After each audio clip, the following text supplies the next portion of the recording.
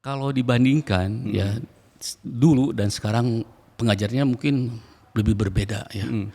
Kalau dulu kita masih bisa tolong hafalkan ini. Oh, oke, hafal Kalau ya. sekarang nggak bisa. Sekarang anak-anak lebih kritis. Kalau orang melihat SMPK 4 cirinya ada sebetulnya sih ada entrepreneurship, Ya, oke. ada karakter. Itu dua itu ciri utama plus 3 literasi.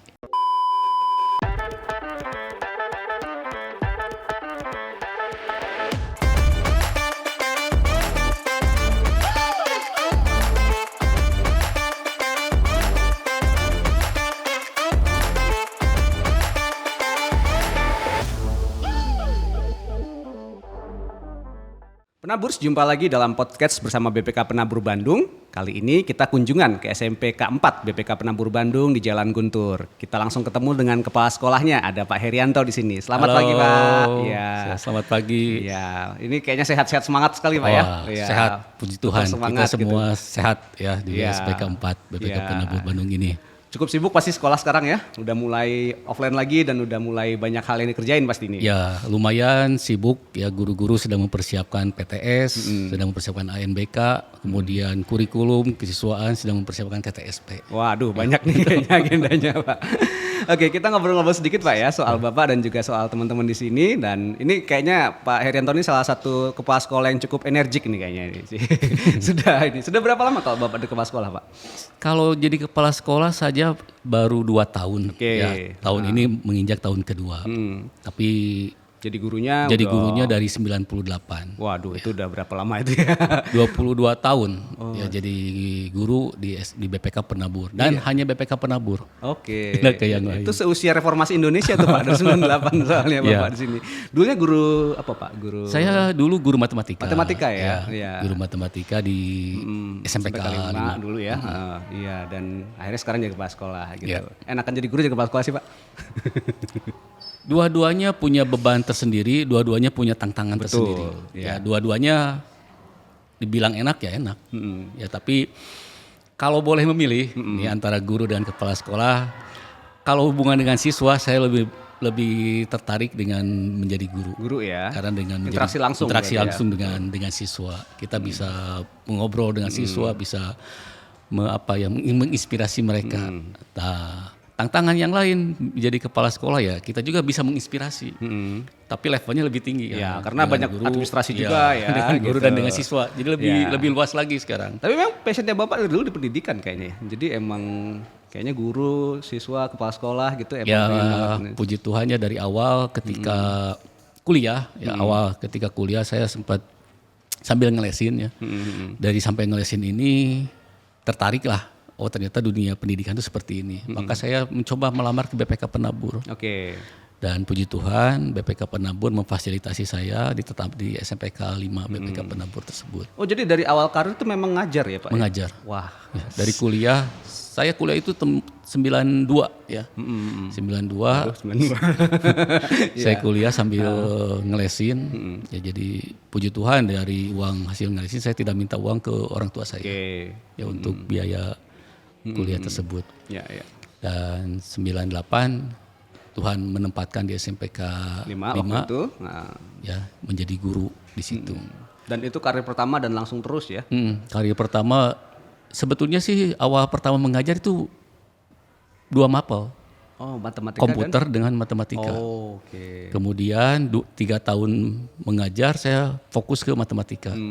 Sampai terakhir ya matematika itu sampai ketika jadi wakil kepala sekolah di SMPK 5 ya matematika yang saya terus pegang ya. gitu. Ya. Wah, tekun sekali Pak Pak Heri ini berarti. Gini Pak, kalau boleh lihat kan Bapak ngalamin ya ngajar sampai katakanlah ada beberapa masa ya dari 98 terus sekarang gitu terus akhirnya melihat. Kalau yang paling Bapak lihat perubahan yang paling terasa sekarang apa sih Pak di anak-anak kalau ini? Kalau dibandingkan ya dulu dan sekarang pengajarnya mungkin lebih berbeda ya. Kalau dulu kita masih bisa tolong hafalkan ini. Oh, oke, hafal Kalau ya. sekarang nggak bisa. Sekarang anak-anak lebih kritis. Iya, mereka bisa cari tahu Iya, sendiri ya. Mereka bisa tahu. Kita cuma sekarang ini ada ini loh. Anak dengan Google lah, dengan apalah bisa. Oh Pak enggak seperti ini, bukan seperti itu. Bisa berdebat. Nah sekarang memang pendidikannya ke arah sana. Sehingga kita pun memfasilitasi itu dengan kegiatan belajar yang 4C itu. Ya, critical thinking, kolaborasi, komunikasi, dan berpikir kritis itu ya. Itu memang jadi sesuatu yang emang harus kebutuhan masa kini ya. Masa kini. Abad 21 itu emang harus seperti itu. Seperti itu. Tapi puji Tuhannya lagi pendidikan kita ini ada yang namanya profil pelajar Pancasila. Profil pelajar Pancasila itu kalau saya lihat bagus sekali ya untuk mendidik anak-anak kita menjadi lebih berkarakter. Ya, betul. Walaupun di kita ada yang namanya PKBN 2K.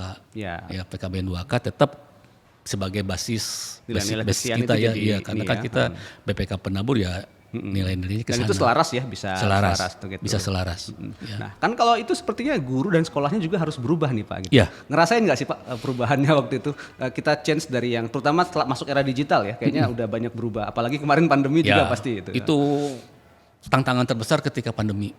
Tantangan terbesar ketika pandemi, ketika siswa harus di rumah semua. Ya. Kita masih istilahnya meraba-raba lah, gaptek ya istilahnya. Kita harus belajar, siswa harus belajar, guru pun harus belajar. Dan puji Tuhannya BPK Penabur memfasilitasi semua yang harus dipersiapkan. Baik itu skill gurunya ketika harus menyiapkan mata pelajaran dengan mempergunakan media-media yang ada, platform-platform yang ada, kita siapkan. BPK Penabur latih dan kita pun di sekolah masing-masing melatih guru-gurunya juga, sehingga akhirnya pembelajaran di BPK Penabur tidak serta-merta turun. Ya, tetap. Ya. Mau pandemi mau tidak tetap, karena memang guru-gurunya sudah siap. Tinggal sekarang ke siswanya. Apakah siswa juga siap menerima perubahan? Karena kan ketika belajar secara online berbeda dengan tatap muka seperti ini. Kadang ada siswa yang ketika belajar online buka kamera, tetap aja tutup kamera. Jadi kan tergantung siswanya.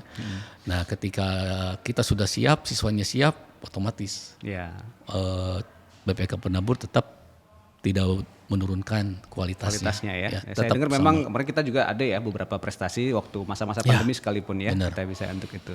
Nah itu. Dan satu lagi nih Pak yang paling ingat kayak nggak salah Bapak ini kayaknya dan sekolah sekarang juga ya sangat ini ya mengembangkan minat bakat gitu ya. Saya dengar kan di SMPK 4 itu ada radionya, bahkan program literasinya juga gitu. Dan ini harapannya seperti apa sih Pak kalau yang Bapak lihat?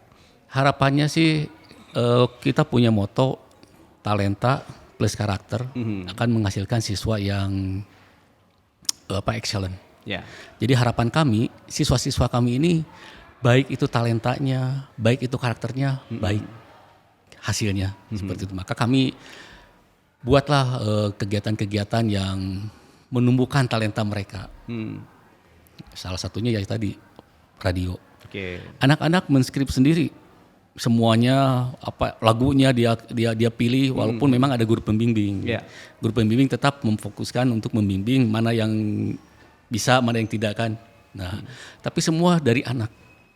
Itu kelas berapa? Dari kelas 7 juga sudah? Dari kelas 789 kami libatkan. Karena kan ada OSIS. Kita libatkan OSIS, anak-anak OSIS itu mereka melibatkan itu. Kemudian di IG Live juga kita adakan ya, IG Live gantian dengan P4 Radio. Sedangkan untuk literasi, memang literasi kan itu memang keharusan ya, betul. Zaman sekarang kan waktu itu pemerintah menjelaskan ada 6 literasi itu kan, salah satunya baca tulis dan budaya itu ya.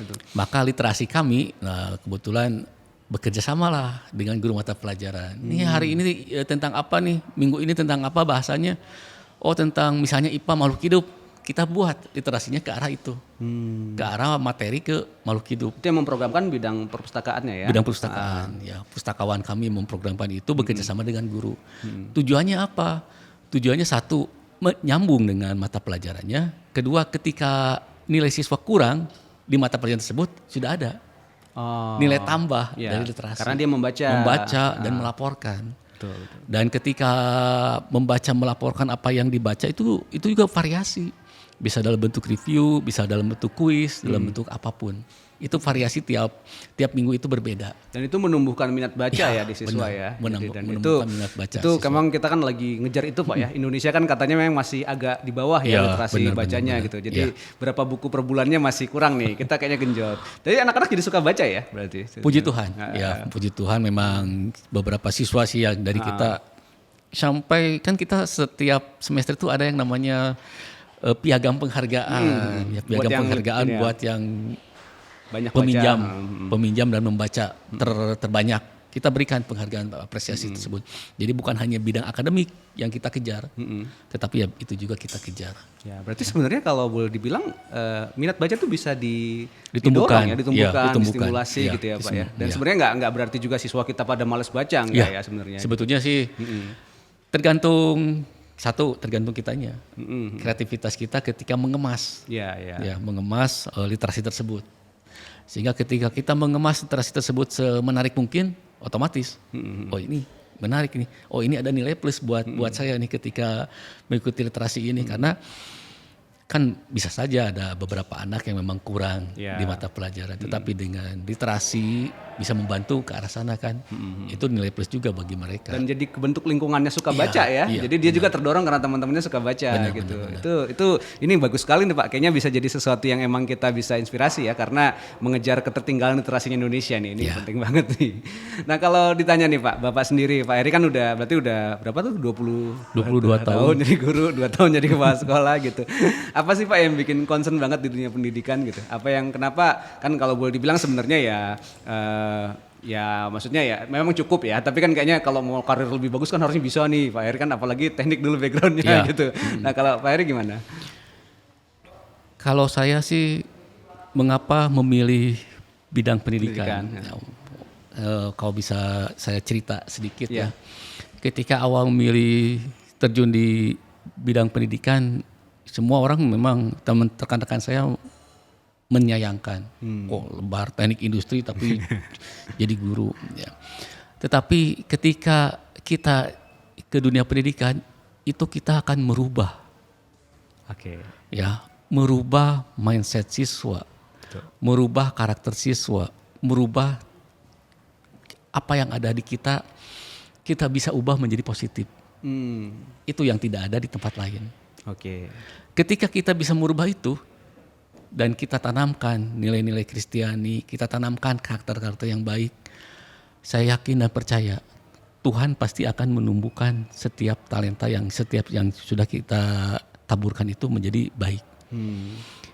Dan itulah apa yang namanya kepuasan ketika siswa yang kita tabur berhasil. Semuanya dalam hal akademiknya, dalam hal karakter. Tidak bisa digantikan dengan uang itu. Jadi momen dimana akhirnya kalau anak-anak udah lulus, udah kerja, itu terus datang ke Bapak. Aduh itu luar biasa, mengharukan momen tersebut. Ya, ketika datang, Pak masih ingat dengan saya? Oh iya, kamu kan ini dulu kan gini. Iya Pak, puji Tuhan Pak, saya sekarang jadi pendeta. Puji Tuhan Pak, saya jadi dokter. Puji Tuhan Pak, saya jadi walaupun mereka sekarang di atas istilahnya di atas saya dalam hal pendidikan dan apa, tetapi mereka datang dengan penuh ucapan syukur itu, hati ini luar biasanya itu. Dan itu bukan 1-2 cerita Pak, hampir benar. Banyak karakter anak yang ngerasain gitu ya, apalagi setelah 22 tahun ngajar ini. Ya itu kayaknya yang tetap bisa nguatin Pak ya, karena memang pasti tantangannya besar ya, apalagi harus selalu update, selalu berubah terus bener. Gitu. Dan itu menjadi motivasi tersendiri. Penguatan dari siswa kita yang datang ke kita itu betul-betul ibarat bensin yang menjadi bahan bakar untuk lebih ternyata saya bisa membuat mereka seperti itu. Nah, saya jadi terharu ini Pak. Saya ingin guru saya jadinya dulu. Ini berarti itu ya. Dalam waktu dekat kira-kira Pak kalau di SMPK 4 sendiri ada hal apa yang memang ini, terus juga mungkin yang paling menarik yang kita bisa ini ya maksudnya. Kalau orang lihat SMPK 4 tuh cirinya apa gitu kalau Bapak lihat? Kalau orang melihat SMPK 4 cirinya ada sebetulnya sih ada entrepreneurship. Ya, oke. Ada karakter. Itu 2 itu ciri utama. Plus 3 literasi. Ya. Orang melihat SMPK 4 literasi, entrepreneurship Dan karakter tadi ya gitu. Karakter bukan kebetulan ya, kita bekerja sama dengan GKI Guntur Untuk pembentukan karakter tersebut. Kita ada program-program yang bekerja sama dengan Guntur untuk karakternya. Dan yang lebih, kita juga punya yang namanya pusat konseling. Oke. Ya. Kita di bawah ada pusat konseling, dan dari pusat konseling itu kita bisa tahu kan ada 3 tes yang diberikan kepada siswa kita, kelas 7, kelas 8, kelas 9 tes berbeda, sehingga perkembangannya ada masalah ada ini gitu terlihat langsung, gaya belajar atau apapun langsung terlihat. Ternyata puji Tuhannya dengan kelas yang ibaratnya sedikit ini kecil ini, antara kedekatan dengan siswa itu sangat erat. Siswa dengan siswa sangat erat. Okay. Dan itu saya lihat ya, karena kan kebetulan dengan GKI Guntur itu ada beberapa siswa kita, alumni kita yang ikut juga. Oh, ternyata seperti ini SMPK 4. Oke. Dan memang saya tidak hadir ya, tetapi dari hasil alumni tersebut, oh seperti ini ternyata SMPK 4. Ya. Kedekatannya, kekeluargaannya yang luar biasa itu. Jadi tadi ya kreativitasnya terbentuk dari entrepreneurship juga ya, karena didorong untuk mandiri kayak tadi radio, literasi gitu. Itu menarik sekali Pak. Jadi kita bisa ini mungkin kapan-kapan kita bisa lihat nanti ya hasil karya teman-teman, dan juga ada beberapa nanti di vlog berikutnya atau di bahasan dengan podcast yang lain. Terima kasih banyak sudah berbagi di sini Pak Herianto. Sama-sama Pak. Saya jadi terharu jadi ingat guru saya Pak gitu. Terima kasih banget buat ini, menginspirasi sekali apa yang ini. Jadi kayaknya puluhan tahun mengajar itu memang tidak terbayarkan oleh ini ya Pak ya, dari sebuah materi ya. Ada banyak hal yang jauh lebih besar daripada itu, bagaimana perubahan dan transformasi seseorang menjadi yang lebih baik gitu.